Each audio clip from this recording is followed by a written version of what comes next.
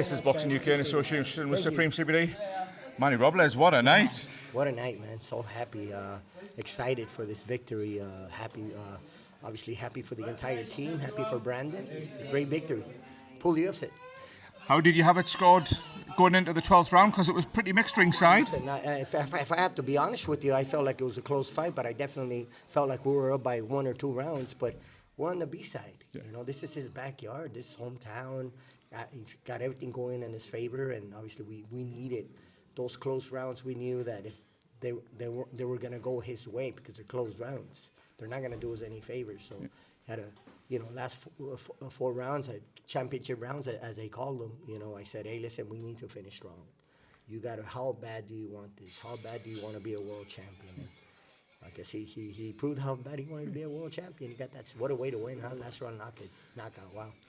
Absolutely. I was going to ask you to talk us through that. It was some final 3 minutes, wasn't it? I'm going to be totally honest with you.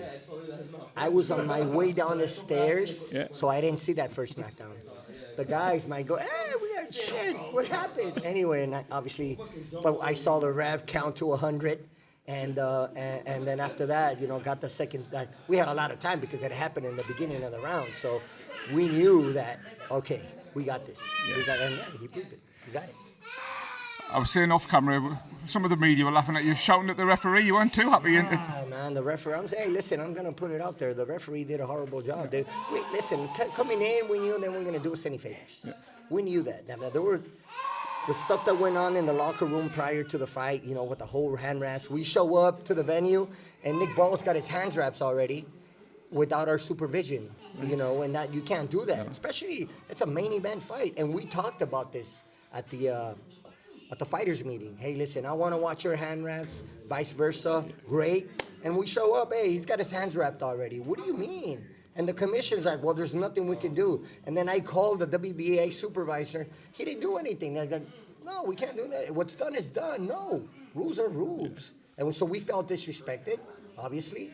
It got fixed.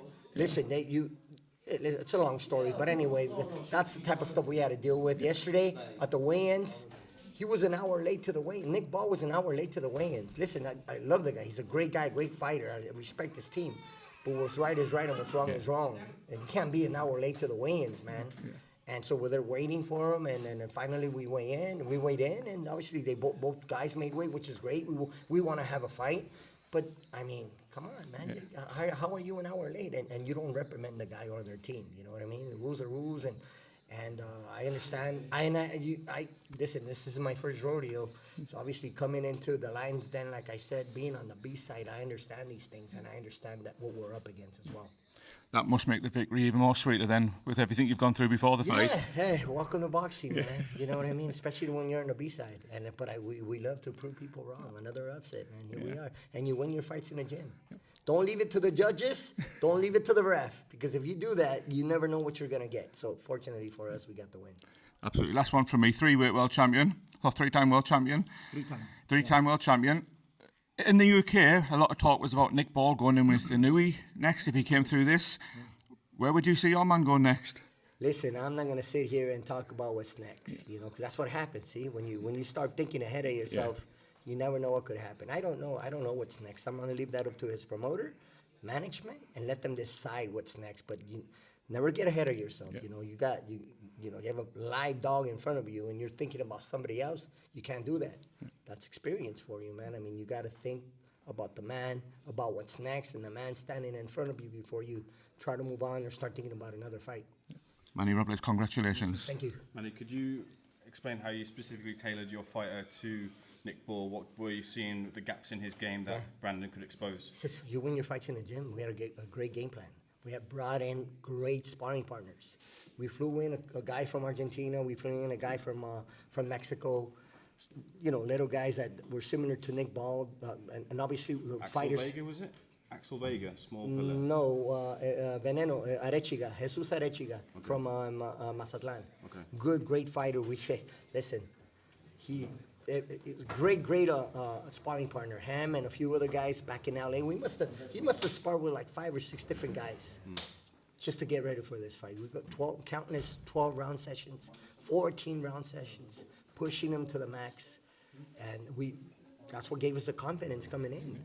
And understanding that, hey, listen, they're not going to do you any favors. We're on the B side. You got to go through hell and back to beat this guy because he's a great champion. And he proved that tonight. I'm sure he'll be back. Nothing but the utmost respect for Nick Ball and his team. But hey, listen, Brandon was a better man tonight.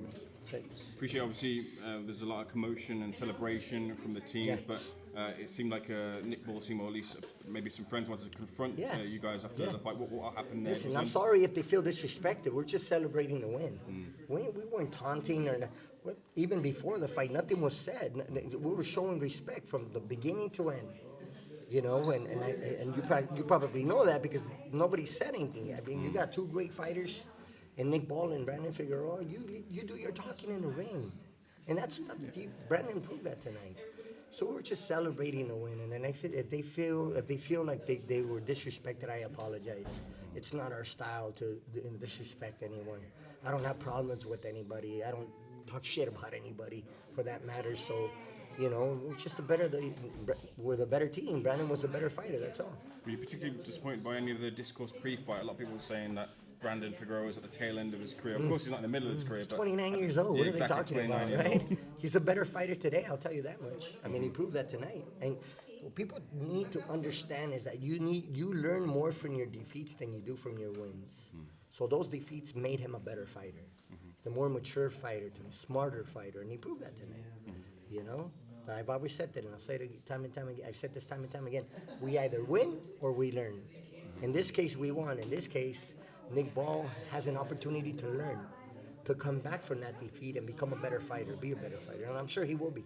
It was a hellacious knockout. Yes. In your experience as a coach, will that change him in any way? Can he come back from that? Will he be the same type of fighter? I'll tell you, to go 12 rounds and then get the knockout at the end, that says a lot about a fighter, right? Because it's different when you get a first round, second round stoppage, early stoppage. You don't get an opportunity to work. In this case, he got an opportunity to work. I had an opportunity to watch him work and see what, learn from him. Obviously, it's different. The gym is different than being in the real fight, especially at this level. So yeah, I got an opportunity to watch him, and his maturity was excellent. Calm in the corner, never lost. I don't think there was ever a time in the corner where we came into desperation mode. You know, we never did. I mean, calm and collected, but we had to push him towards it, especially the last 4 rounds. We need this. You got to pick up the pace. You got to pick up the action. And he did. He did just that. And obviously, what better to get a knockout in that last round, huh? This is amazing. Do you have any advice for Nick Ball off the back of this knockout? Say that again? Do you have any advice for Nick Ball? Nick Ball, just say I said it. I mean, sometimes we win, sometimes we learn. He has an opportunity to learn this time, to become a better fighter. You learn more from your defeats, and I'm sure he will. Him and his team. He's going to come back and be a better fighter. You're going to see that. I'm sure of that. I'm sure of that. He's a great cake. Got heart. You can't teach heart, man. And that's one thing he has, is heart. So I'm sure he'll be back. I appreciate it. Thank you. Thank you.